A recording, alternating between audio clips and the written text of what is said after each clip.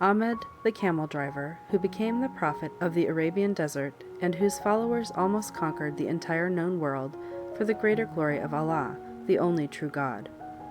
Since the days of Carthage and Hannibal, we have said nothing of the Semitic people. You will remember how they filled all the chapters devoted to the story of the ancient world. The Babylonians, the Assyrians, the Phoenicians, the Jews, the Arameans, the Chaldeans, all of them Semites, had been the rulers of Western Asia for 30 or 40 centuries. They had been conquered by the Indo-European Persians, who had come from the east, and by the Indo-European Greeks, who had come from the west. 100 years after the death of Alexander the Great, Carthage, a colony of Semitic Phoenicians, had fought the Indo-European Romans for the mastery of the Mediterranean. Carthage had been defeated and destroyed, and for 800 years the Romans had been masters of the world. In the 7th century, however, another Semitic tribe appeared upon the scene and challenged the power of the West. They were the Arabs, peaceful shepherds who had roamed through the desert since the beginning of time without showing any signs of imperial ambitions. Then they listened to Mohammed, mounted their horses, and, in less than a century, they had pushed to the heart of Europe and proclaimed the glories of Allah, the only God, and Mohammed, the prophet of the only God, to the frightened peasants of France. The story of Ahmed, the son of Abdallah and Aminah, usually known as Mohammed or He Who Will Be Praised, reads like a chapter in the 1001 Nights. He was a camel driver born in Mecca. He seems to have been an epileptic, and he suffered from spells of unconsciousness when he dreamed strange dreams and heard the voice of the angel Gabriel, whose words were afterwards written down in a book called the Quran. His work as a caravan leader carried him all over Arabia, and he was constantly falling in with Jewish merchants and with Christian traders, and he came to see that the worship of a single God was a very excellent thing. His own people, the Arabs, still revered queer stones and trunks of trees as their ancestors had done tens of thousands of years before. In Mecca, their holy city, stood a little square building, the Kaaba, full of idols and strange odds and ends of hoodoo worship. Mohammed decided to be the Moses of the Arab people. He could not well be a prophet and a camel driver at the same time, so he made himself independent by marrying his employer, the rich widow Khadijah. Then he told his neighbors in Mecca that he was the long-expected prophet sent by Allah to save the world. The neighbors laughed most heartily, and when Mohammed continued to annoy them with his speeches, they decided to kill him. They regarded him as a lunatic and a public bore who deserved no mercy. Mohammed heard of the plot, and in the dark of night he fled to Medina, together with Abu Bakr, his trusted pupil. This happened in the year 622. It is the most important date in Mohammedan history and is known as the Hegira, the year of the Great Flight. Here you see a picture of two men walking through the desert at night, the flight of Mohammed. In Medina, Mohammed, who was a stranger, found it easier to proclaim himself a prophet than in his home city, where everyone had known him as a simple camel driver. Soon he was surrounded by an increasing number of followers, or Muslims, who accepted the Islam, the submission to the will of God, which Mohammed praised as the highest of all virtues. For 7 years he preached to the people of Medina. Then he believed himself strong enough to begin a campaign against his former neighbors, who had dared to sneer at him and his holy mission in his old camel-driving days. At the head of an army of Medanese, he marched across the desert. His followers took Mecca without great difficulty, and having slaughtered a number of the inhabitants, they found it quite easy to convince the others that Mohammed was really a great prophet. From that time on until the year of his death, Mohammed was fortunate in everything he undertook. There are 2 reasons for the success of Islam.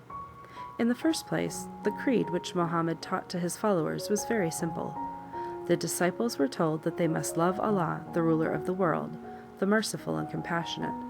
They must honor and obey their parents. They were warned against dishonesty in dealing with their neighbors, and were admonished to be humble and charitable to the poor and to the sick. Finally, they were ordered to abstain from strong drink, and to be very frugal in what they ate. That was all. There were no priests who acted as shepherds of their flocks and asked that they be supported at the common expense. The Mohammedan churches, or mosques, were merely large stone halls without benches or pictures, where the faithful could gather, if they felt so inclined, to read and discuss chapters from the Quran, the holy book. But the average Mohammedan carried his religion with him, and never felt himself hemmed in by the restrictions and regulations of an established church. 5 times a day he turned his face towards Mecca, the holy city, and said a simple prayer. For the rest of the time he let Allah rule the world as he saw fit, and accepted whatever fate brought him with patient resignation. Of course, such an attitude towards life did not encourage the faithful to go forth and invent electrical machinery or bother about railroads and steamship lines, but it gave every Mohammedan a certain amount of contentment.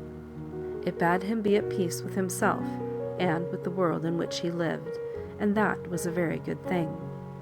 The second reason, which explains the success of the Muslims in their warfare upon the Christians, had to do with the conduct of those Mohammedan soldiers who went forth to do battle for the true faith. The Prophet promised that those who fell, facing the enemy, would go directly to heaven. This made sudden death in the field preferable to a long but dreary existence upon this earth. It gave the Mohammedans an enormous advantage over the Crusaders, who were in constant dread of a dark hereafter, and who stuck to the good things of this world as long as they possibly could. Incidentally, it explains why even today Muslim soldiers will charge into the fire of European machine guns, quite indifferent to the fate that awaits them, and why they are such dangerous and persistent enemies. Having put his religious house in order, Mohammed now began to enjoy his power as the undisputed ruler of a large number of Arab tribes. But success has been the undoing of a large number of men who were great in the days of adversity. He tried to gain the goodwill of the rich people by a number of regulations which could appeal to those of wealth. He allowed the faithful to have 4 wives. As one wife was a costly investment in those olden days when brides were bought directly from the parents, 4 wives became a positive luxury except to those who possessed camels and dromedaries and date orchards beyond the dreams of avarice. A religion, which had at first been meant for the hardy hunters of the high-skied desert, was gradually transformed to suit the needs of the smug merchants who lived in the bazaars of the cities. It was a regrettable change from the original program, and it did very little good to the cause of Mohammedanism. As for the Prophet himself, he went on preaching the truth of Allah and proclaiming new rules of conduct until he died quite suddenly of a fever on June the 7th of the year 632. His successor as Caliph, or leader of the Muslims, was his father-in-law, Abu Bakr, who had shared the early dangers of the Prophet's life. 2 years later, Abu Bakr died, and Omar ibn al-Khattab followed him. In less than 10 years, he conquered Egypt, Persia, Phoenicia, Syria, and Palestine, and made Damascus the capital of the first Mohammedan world empire. Omar was succeeded by Ali, the husband of Muhammad's daughter, Fatima, but a quarrel broke out upon a point of Muslim doctrine, and Ali was murdered. After his death, the caliphate was made hereditary, and the leaders of the faithful, who had begun their career as the spiritual head of a religious sect, became the rulers of a vast empire. They built a new city on the shores of the Euphrates, near the ruins of Babylon, and called it Baghdad. And organizing the Arab horsemen into regiments of cavalry, they set forth to bring the happiness of their Muslim faith to all unbelievers.